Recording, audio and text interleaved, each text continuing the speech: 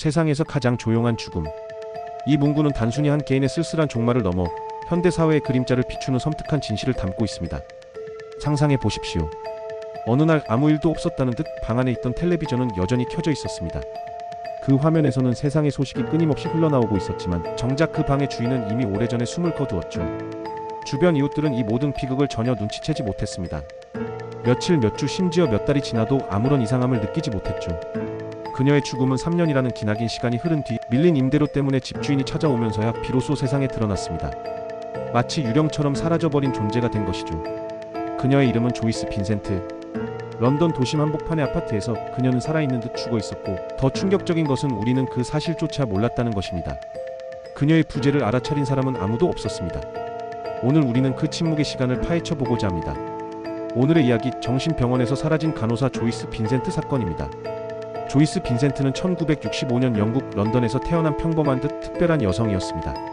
젊은 시절의 그녀는 활기차고 사교적인 성격으로 주변 사람들에게 항상 긍정적인 에너지를 불어넣는 존재였습니다.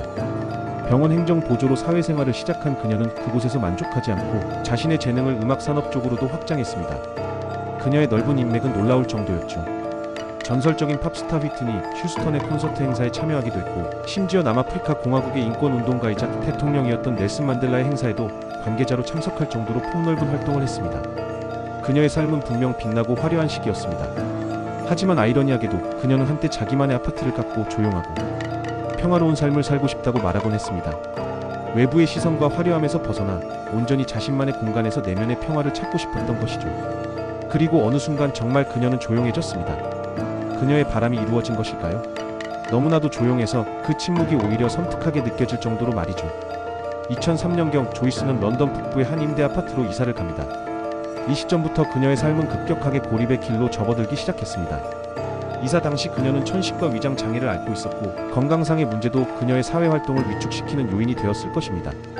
건강 악화와 함께 그녀는 가족이나 친구들과의 연락을 점점 끊기 시작했습니다.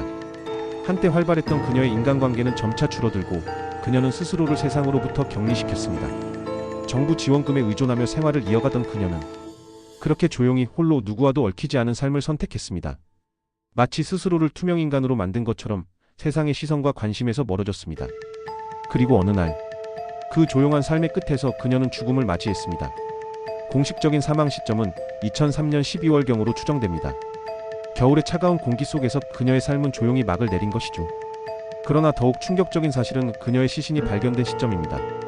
그녀의 시신이 세상에 다시 모습을 드러낸 것은 2006년 1월, 즉 그녀가 사망한 것으로 추정되는 시점으로부터 무려 3년이라는 시간이 지난 후였습니다. 3년 동안 그녀는 자신의 아파트 안에서 누구의 기억 속에도 없이 존재했습니다. 그 3년이라는 시간 동안 그녀의 방 안은 마치 시간이 멈춘 듯한 모습으로 남아 있었습니다. 텔레비전은 여전히 켜져 있었고, 스크린에서는 끊임없이 방송이 흘러나왔겠죠. 마치 그녀가 언제든 다시 돌아와 시청할 것처럼 말입니다. 방 한구석에는 산더미처럼 쌓인 우편물과 쓰레기들이 그녀의 부재를 침묵으로 증언하고 있었습니다. 그리고 그 모든 것들 사이에 조용히 누워있는 그녀의 시신이 발견되었습니다. 주변에서는 아무도 그녀의 죽음을 알아차리지 못했습니다. 왜 그랬을까요? 그녀의 전기세는 정부 보조금으로 자동 납부되고 있었기 때문에 전기가 끊기거나 요금 체납으로 인한 불상사는 발생하지 않았습니다. 이웃들은 그저 그녀가 매우 조용하고 내성적인 사람이라고만 생각했습니다. 간혹 들려오는 텔레비전 소리나 희미한 불빛이 그녀가 여전히 살아있음을 암시하는 것처럼 보였을 수도 있습니다. 어쩌면 그들은 그녀의 삶에 대해 궁금해할 필요성을 느끼지 못했을지도 모릅니다. 시간이 흘러 임대료가 몇 달치 밀리게 되자 집주인은 더 이상 기다릴 수 없어 강제 퇴거를 위해 아파트로 들어갔습니다. 문을 열고 들어선 집주인은 충격적인 장면과 마주하게 되었고, 그제서야 사람들은 그 아파트 안에 지난 3년 동안 그녀가 죽어 있었다는 끔찍한 사실을 알게 됩니다. 하지만 정말 아무도 몰랐던 걸까요? 아무도 그녀의 행방을 묻지 않았을까요? 그녀의 삶이 너무나도 철저히 고립되어 있었던 탓일까요? 조이스 빈센트에게는 가족이 있었지만 그녀가 스스로 연락을 끊은 지 오래였습니다. 가족들은 그녀가 자신만의 삶을 살고 싶어하는 것으로 생각했거나, 혹은 그녀와의 관계가 이미 단절되어 있었을 가능성이 큽니다. 친구들 역시 마찬가지였습니다. 그녀의 소식을 묻는 사람들에게 조이스가 조용히 살고 싶어 한다고 말하며 더 이상 연락을 하지 않았기 때문에 친구들은 그녀의 바람을 존중하고 더 이상 연락하지 않았던 것이죠. 병원, 정부, 이웃, 친구, 가족, 그녀의 삶과 직접적으로 연결되어 있던 수많은 사회적 관계망 속에서 그 누구도 왜 그녀가 사라졌는지, 혹은 그녀가 어떻게 지내는지에 대해 진지하게 묻거나 걱정하지 않았습니다. 그녀가 겪고 있었을 고통이나 어려움에 대해 관심을 기울이지 않았다는 사실은 씁쓸함을 안겨줍니다. 정신병원에 입원한 기록은 없었지만 사회적으로 완전히 고립된 채 살아갔던 그녀의 삶은 사실상 현대판 유령과 다를 바 없었습니다. 그녀는 물리적으로는 존재했지만 사회적 의미에서는 이미 사라진 존재나 마찬가지였던 것입니다. 조이스 빈센트의 사건은 단순한 고독사라는 단어로는 설명하기 어려운 복잡하고 서글픈 사회적 메시지를 담고 있습니다. 흔히 고독사는 고령이거나 사회적으로 취약한 계층에서 발생한다고 생각하기 쉽습니다. 그러나 조이스는 젊고 건강했으며 한때는 사회적 관계가 매우 활발했던 사람이었습니다. 그녀는 성공적인 커리어를 경험했고 넓은 인맥을 자랑했으며 분명 많은 사람들에게 사랑받았던 존재였을 것입니다. 하지만 단 한 번의 이사 그리고 그로 인한 단 한 번의 단절이 그녀의 삶을 나락으로 떨어뜨렸습니다. 단순히 연락을 하지 않았다는 이유만으로 그녀는 죽어있는 채로 3년이라는 긴 시간 동안 아무도 모르게 방치된 거죠. 이 사건은 우리에게 근본적인 질문을 던집니다. 과연 현대 사회에서 우리는 얼마나 연결되어 있으며 얼마나 서로에게 관심을 기울이고 있는가? 우리는 매일 수많은 사람들과 스쳐 지나갑니다. 같은 아파트 건물에 살거나 같은 동네를 지나치거나 심지어 같은 직장에서 일하는 사람들도 있겠죠.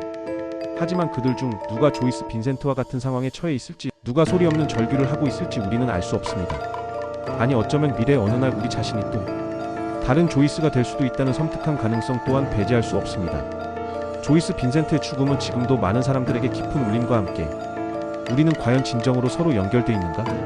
라는 질문을 던집니다. 그녀의 죽음은 특정 개인의 악의적인 행위로 인한 것이 아니었습니다. 그 누구도 그녀를 해친 건 아니었습니다. 물리적인 폭력이나 범죄의 흔적은 없었죠. 하지만 그 누구도 그녀를 기억하지 않았다는 사실은 물리적인 폭력보다 더욱 잔인하게 느껴집니다. 사회적 무관심과 단절 속에서 그녀는 서서히 잊힌 존재가 되어 사라졌습니다. 세상은 그녀가 없어도 아무렇지 않게 흘러갔고 그녀의 부재는 그 어떤 파장도 일으키지 못했습니다. 이처럼 잊힌 존재로 사라져간 이들, 그리고 그들의 침묵 속에 묻힌 이야기들을 다시 세상 밖으로 꺼내는 것, 그것이 바로 이 시리즈 그림자 뒤편이 존재하는 이유입니다. 우리는 이러한 비극적 사건들을 통해 우리 사회의 단면을 들여다보고 우리가 미처 알지 못했던 이면의 진실들을 마주해야 합니다. 조이스 빈센트의 이야기가 단순한 가십거리가 아니라 우리 모두에게 던지는 중요한 경고임을 기억해야 할 것입니다. 그 경고에 귀 기울이고 우리 주변을 다시 한번 돌아보며 어쩌면 소리 없이 도움을 요청하고 있을지도 모르는 누군가에게 작은 관심이라도 보낼 수 있기를 바랍니다. 그림자 뒤편은 기록되고 설명되지 않은 사건을 따라갑니다. 다음 에피소드에서 다시 찾아뵙겠습니다. 구독과 좋아요, 알림 설정은 이러한 중요한 메시지를 더 많은 사람과 나눌 수 있는 가장 효과적인 방법입니다. 부디 잊지 마세요.